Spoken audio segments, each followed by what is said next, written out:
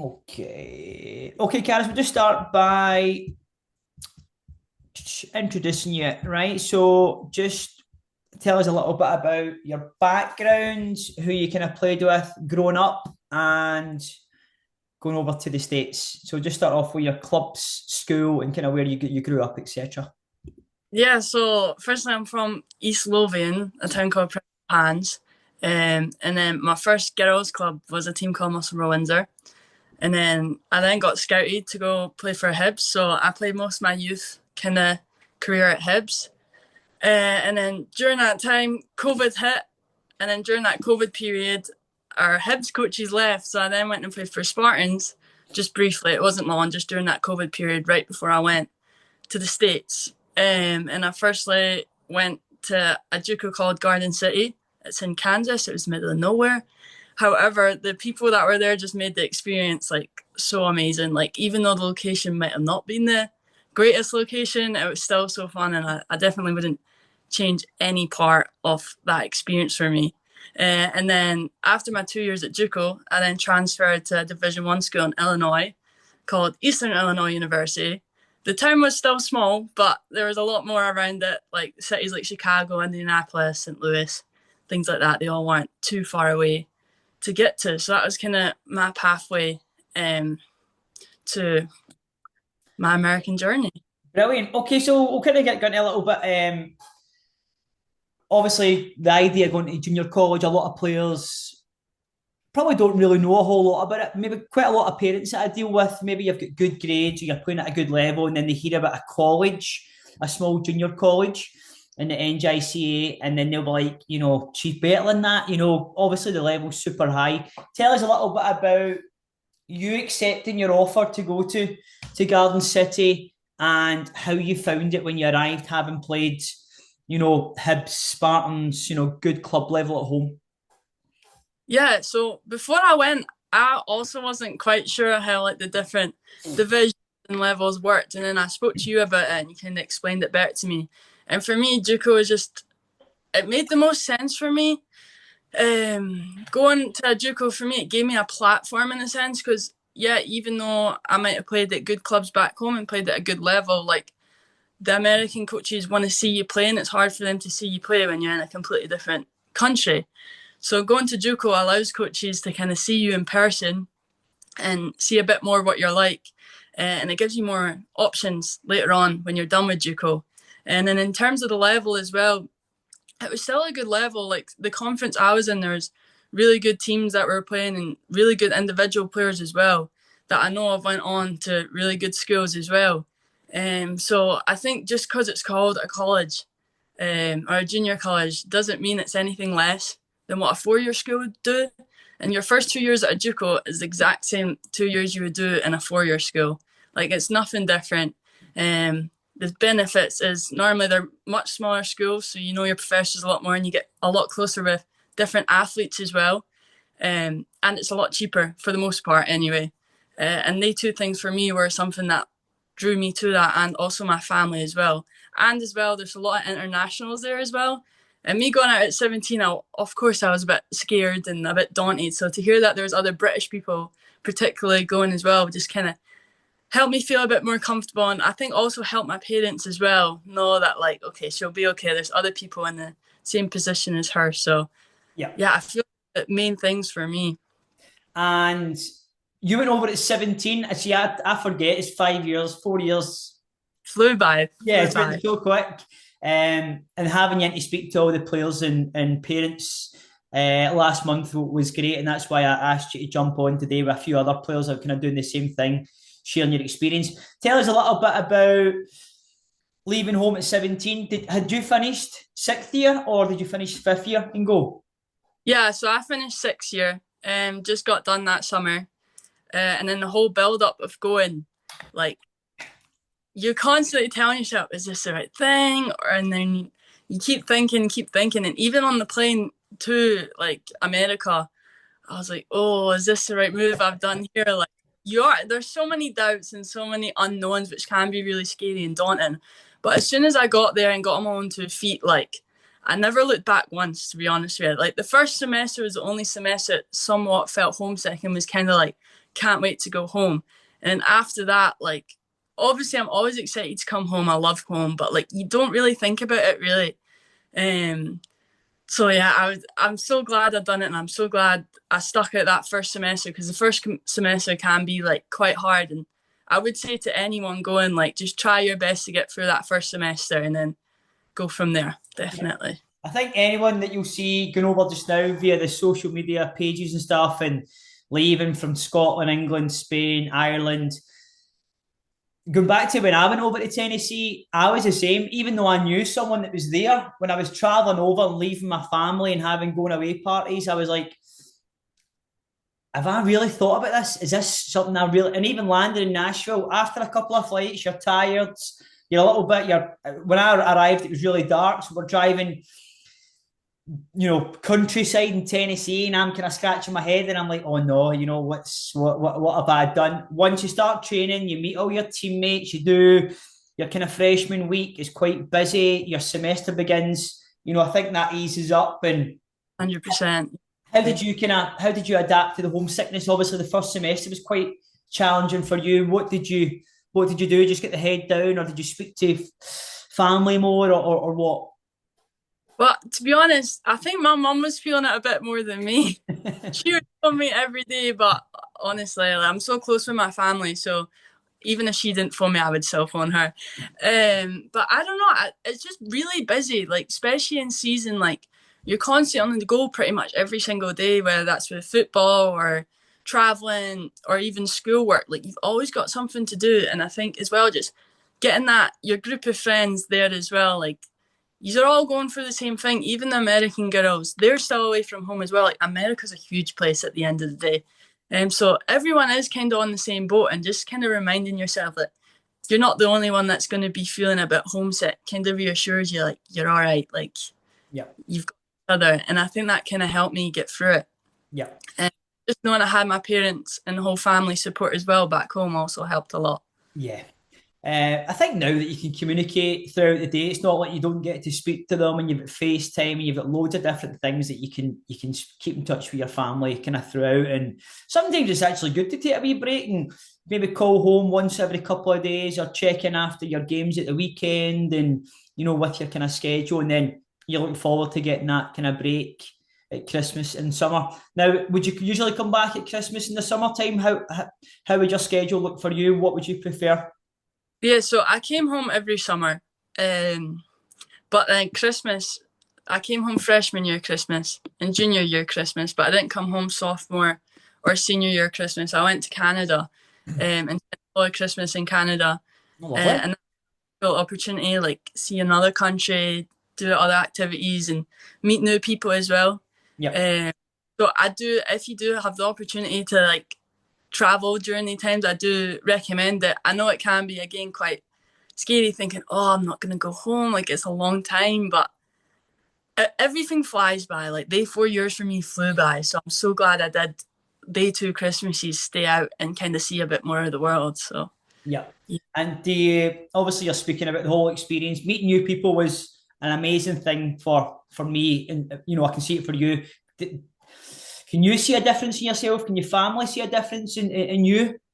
Yeah, 100%. I used to be like a really shy kid. I would always just kind of sit and observe people and kind of make them speak to me to get a conversation going. But now I'm a lot more out my shell. Like even doing this before, I'd be one word reply, like very blunt, very quiet. The whole American experience is kind of forcing you to grow up because you've got your other teammates and your friends, but you are out there on your own. Like I said this when I was there the other week, like even just making your own bank account, like starting that up, starting a new phone plan, like you're doing it yourself. And even the little things, it does force you to grow up. And I don't know what I'd be like today if I didn't go out there. I'd probably still be that shy, quiet little girl. No, I said that at the event when you were up speaking to everyone, and then I asked Michael. Obviously, Michael at Muscular Windsor said the same. Like you were very quite a lot, a lot of players, including myself. Quite, you've not really been away from home, and parents have done the majority of stuff for you. So when you have to go out there and look after yourself, I couldn't really believe the difference when you were up speaking because you were so different, so much more confident and and again, that's what it does. Whether it's a scholarship you do or you go traveling in general, I think it can make you more independent. Adapt to different players, different backgrounds, go and try in different countries and even different states in America. America's like it's how big is America with going to different areas, traveling all over, even through your soccer. So I want to move on. I spoke to the previous couple of clients about kind of junior college. I want to move on to kind of Division One soccer, right? That's probably always the goal for a young footballer going out to junior college, kind of try and get spotted by D1, all right? And again, you can get brilliant D2 unis, you can get brilliant NAIA unis where I went to. Going on your experience, was D1 the target, you going there, or were you quite open, or what was the objective going out to a junior college? I mean, D1, you're always looking at it. You are always looking at it. I'd be lying if I said I wasn't. However, I was really open. I was like, at the end of the day, I just want to play football. That's just what I wanted to do. And I remember I was also speaking to this D2, a really good D2, and it was between the school I went to, Eastern Illinois, and then this other D2. And it was a really close decision for me. And would I say the level swayed it for me? Maybe a little bit, yeah. But yeah, I was open. I was open to other levels, especially D1, D2 kind of level, even NEIA for me. As long as I could play football at the end of the day, that was my main priority. One of the lads who was up coaching and working with GSR at a trial day, taking a team, Shay Scally. Yeah. Shay went over to a D1 uni. He came back for a year, continued his studies at Stirling, and then he just went back over yesterday to a Division 2 uni who are going to be challenging St Mary's. And obviously, his kind of thing was, I'm only going to go back if it's D1. He played with Edinburgh City, things like that. And the reason being is they're giving him a brilliant scholarship, probably better than the D1. And the coach there's a Scottish coach, and Johnny's got a lot of links with all the pro teams around the kind of Texas area. So although he's not going to D1, he's still got every chance to kind of go on to the next level as well. So I think people just looking at D1 and I've played at this level, so I should be going to that. Sometimes it's just actually not understanding the kind of level. And I'm sure some of your teammates went to the NEIA and Division 2 unis as well. Yeah, so Cammy O'Brien, I don't know if you remember him, but I remember Cammy. Yeah, he actually went to Division 1 and then NEIA after.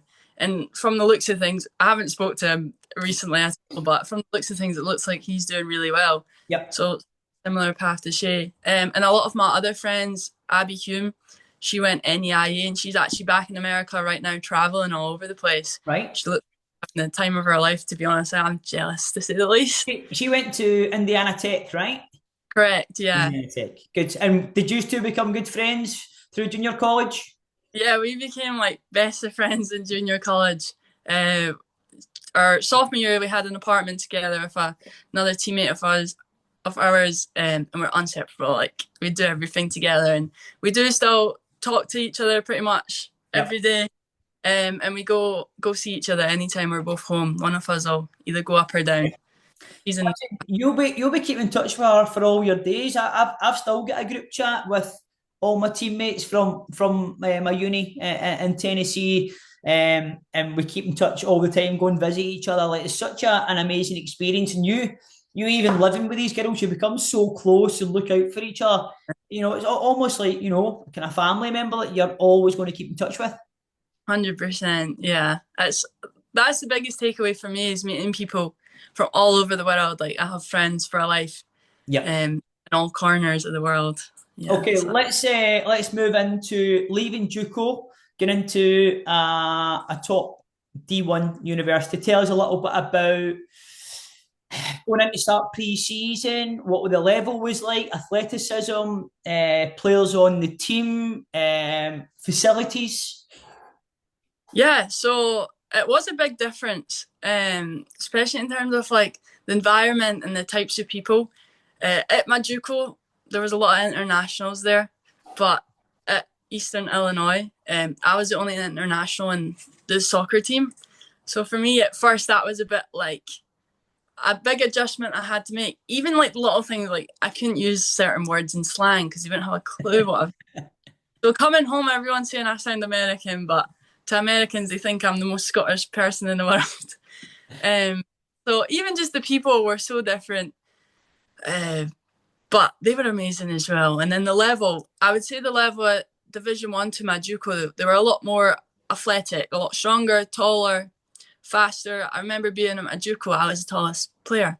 And then going to Eastern Illinois, I was like average height, if that. Everyone was like huge. And I was like, oh my God, this is crazy. So at first it was quite daunting, but again, once I found my feet, you just run a bit, you get used to it and you fit right in because everyone's in the same boat once again. And I think you always forget that. Like you always think you're the only one thinking these thoughts and going through it, but everyone's in the exact same position as you. So Yeah. And tell us a little bit about your conference. How was were you impressed with the level compared to playing at a good level home? Was there mostly Americans in the conference or a lot of internationals or there was in other teams there was internationals. I think just my school, like before I joined, there was an English coach and he had oh, loads of and then he left and then the assistant coach became the head coach and I that was the last international he wanted. But no, there was a lot of international still within the conference. And the level was really good. It was a very competitive level. And with D1 as well, like there's different levels within each like division, if that makes sense. Like we played some of the Big Ten schools, and even playing them, it's like what an experience really just to play top players in America yeah. and across the world as well. So now the level is good and it's good fun as well. It's a good challenge because it's not like an easy walk in the park for you. Like you are having to push and you got to keep working as well because just like that, your like position in the squad can get taken because not everyone's going to travel either, which can be quite scary, I guess, for some people. So Yeah. you just got to keep working every day and keep pushing yourself. And obviously, you're not going to have the best days every day, but just overcoming that and keep going, and you'll be fine. You'll be fine. Tell us a little bit about your schedule, right? The kind of if you've got an injury, training every single day, playing a couple of games a week, what's it like to being at home compared to over there with all just arriving for pre-season, all the players just now getting all your kit, Nike, what were you sponsored by? So my first year at Eastern Illinois, we were Adidas, but then my senior year we changed to Nike. Oh. So it's kind of nice. Both the 2 years I got completely brand new kit, which was Uh, but no, I remember like first getting all your kit, you're like, what the hell? Like, you feel like you're a professional, Yep. like all this new kit. It's amazing. And then in terms of pre-season is tough. I'm not going to beat around the bush. Like you're training twice a day, 6 times a week. Yep. And on top of that, you've got the gym as well. So it is tough, and with the heat as well. At first, it is hard to adapt to, but you do get used to it. You do get used to it. And then early starts, especially when school started, we went to the early mornings. So it was like 6 a.m. start. And I'm not a morning person at all. So that was quite a little challenge for me, but I've survived. I survived. And then you play games twice a week. So for me, it was at JUCO, it was Wednesday, Saturday. But then at Eastern Illinois, it was Thursday, Sunday games. And then our off day was a Monday. But obviously, you have school on a Monday. So really, you didn't really get a full on off day, but Yeah. that's the life, really. And you get treated kind of like, well, to me, you get treated like a professional athlete. Like you've got the athletic trainers. Even if you have a tiny niggle, they'll take the time to like check you out, look after you. Luckily, I was about to say luckily I didn't have an injury, but I did. But my two like injuries I had in terms of like physical, well, they're all physical. How am I trying to put this? I had two ankle injuries, but they were both in the off season, Right. so it wasn't So bad. what's okay? And You didn't miss too I, much. so I didn't really miss too much. But then in season, I had at JUCO I had a concussion, and then my senior year I also got another concussion. So an Americans take their concussion protocol very, very like extremely serious. I But know. it's good to make sure you're like well to go back. I think it's just better being safe and sorry now. Maybe there's been a couple of incidents that the players went back on too early, and then it's like, right, just to cover the school and all that. Like, don't put anyone on in case something happens severe. Okay, brilliant. So we've got a good kind of wee outline. Looking ahead, you're now back. So you've spent what 4 years over there? 4 years done and dusted. 4 years, yep, flew by. And what did you earn degree wise? What did you study? So I initially went to do nursing, but then after JUCO I changed and Right. went into exercise science. So I've graduated with my exercise, a major in exercise science, and I plan next year to do my master's in physio, but back home. So So are that's the plan. you going to go to Stirling, or what are you thinking? Stirling or Queen Margaret's University, because that's right on my doorstep. That's Yeah. literally like 5-10 minutes away. So Right, brilliant. Okay, so yeah, just pretty much looking ahead. You're obviously now trying to kind of pursue the kind of football career. You were in training with Hibs, and who you training with at the moment? so I was training with Hibs for a bit, and then now I'm training with Boroughmuir. They're in the second top league in Scotland. Yep. Competitive league teams like Dundee United, Spartans, St Johnstone, teams like that are in our league. And right now in pre-season we played against Hibs, which was a challenge, but it was good fun. Hearts, and we also played Motherwell. So they're all teams in the top league and the top six as well. So that was a really good experience to kind of play against Hearts and Hibs professional teams and Yep. just see the differences. Crazy, but it was fun. It was a good challenge, good fun. Brilliant. 100%. Good. And is Olivia? Is she still playing at Boroughmuir for Scythe? Mm, She may be down the age group mm, down. mm. Okay, last one, last couple. What's any advice you would give to any players maybe coming through a similar level to you, considering, right, will I go and study at home, or I may be quite keen in America, but I'm unsure about leaving home and taking the chance? What advice would you give to young female footballers? Yeah, I think it's important. You're only young once, and realistically, you can only do this experience at a certain timeline in your life. And then with other things, like your friends are always going to be your friends, home's always going to be home. Like for me, nothing's changed. Like everything's exact same. So just taking that initial step, taking that leap, like I said earlier, it can be scary, it can be daunting, but you won't regret it in the long run. Like you'll look back and you'll thank yourself for being brave 17, 18-year-old, whatever age you are, taking that step. And it's just an amazing experience, not just within football, but individual growth and just meeting amazing people, friends for life across the world is something I would never replace and I'm forever grateful for. So I think it's okay to be scared and it's okay to have doubts and have questions, but just be brave and take that first step and you'll be all right. Perfect. All right, Carys, that's great. Let me just